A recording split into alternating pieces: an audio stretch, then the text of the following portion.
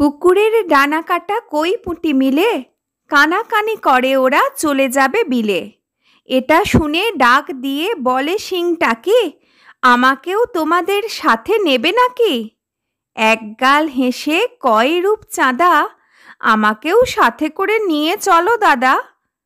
দূর থেকে হাঁক দিয়ে বলে ওঠে মলা, কানাকানি বাদ দিয়ে শুরু করো চলা।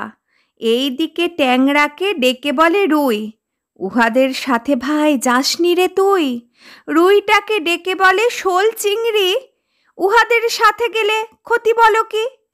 রুই বলে মাগুরের কাঁধে হাত রেখে, কি ক্ষতিটা শুনে নে গজারের মুখে।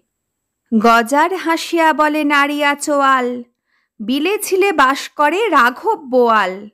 পেলে ওরা মৃগেল আর ছোট সিলভার, দৌড়িয়ে ধরা চায় গিলে ফেলবার।